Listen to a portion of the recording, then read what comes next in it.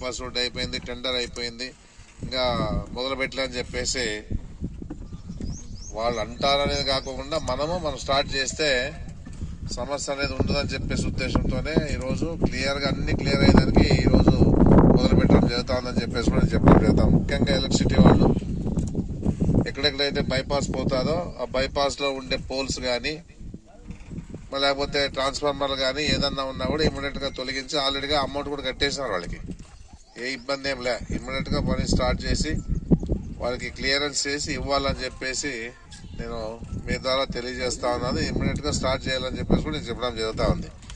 ముఖ్యంగా రైతుల పరంగా కూడా అవార్డు శాంక్షన్ అయిపోయింది, అమౌంట్ పడాలి చాలా మందికి.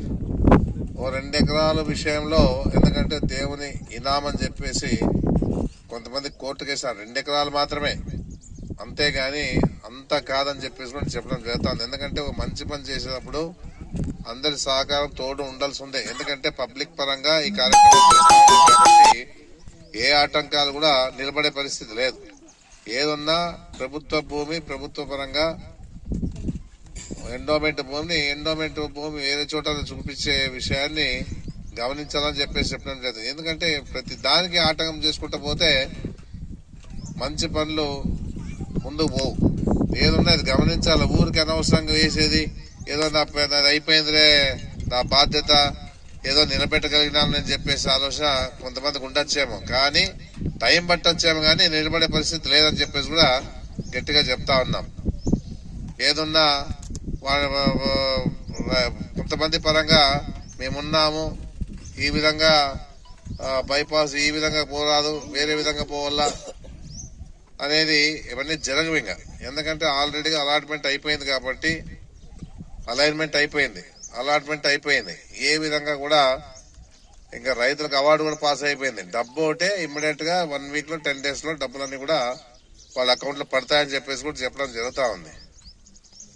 ఎందుకంటే చాలా ఇబ్బంది పడతా ఉన్నాం, బైపాస్ లేక చాలా ఇబ్బంది పడే పరిస్థితి మనకుంది. ఎందుకంటే ట్రాఫిక్ సమస్య ఆదంలో ముఖ్యంగా తగ్గిపోతుంది. దాంతో పాటు యాక్సిడెంట్లు కూడా చాలా జరుగుతా ఉన్నాయి. టౌన్ లో మనం చూస్తా ఉన్నాం, ఎన్ని యాక్సిడెంట్లు జరిగినాయో మనకు తెలుసు. ఇది కూడా పబ్లిక్ గమనించాలి. ఊరికి అనవసరంగా రాజకీయం చేసేదానికి కొంతమంది చేసే పరిస్థితి ఉన్న, ఊరు కోసమో ఇద్దరు కోసమో ఇది మనం చేసే పరిస్థితి కాదు. పబ్లిక్ పరంగా ఎలాంటి సమస్యలు లేకుండా అందరికి అనుకూలంగా బైపాస్ వచ్చిందంటే ట్రాఫిక్ సమస్య కూడా తగ్గిపోతూ ఉండేదానికి ఈ కార్యక్రమాన్ని చేస్తా ఉన్నాం. కాబట్టి ఎవరి మీద కక్ష సాధింపులు అనేది కూడా లేదనేది ముఖ్యంగా గమనించుకోవాలి. ఎందుకంటే కొన్ని ఏళ్లుగా కష్టపడినాం బైపాస్ రోడ్ కావాలని చెప్పేసి, అయినా అది అమలులోకి రాలేని పరిస్థితులు ఆ రోజులో ఉండేది. మన ముఖ్యమంత్రి గారు కూడా ఈ విషయాన్ని దృష్టిలో పెట్టుకుని మన ప్రభుత్వ పరంగా దాదాపుగా 30-40 కోట్లు కొని వాళ్ళకి అమౌంట్ కూడా వేయడం జరిగింది. తర్వాత ఏమైంది, అంతకుముందు జగన్మోహన్ రెడ్డి గారి ద్వారా ఓ ప్రపోజల్ పంపించాం.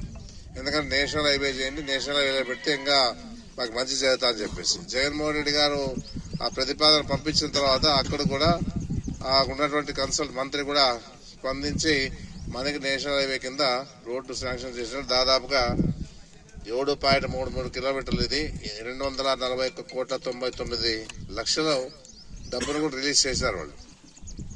ఎందుకంటే ఏదున్నా కూడా ఇంత అమౌంట్ ని మనకు వచ్చిందంటే ల్యాండ్ ఎక్వైర్కి వస్తుంది. దీంట్లో ఇంకేదన్నా ఉన్నా కూడా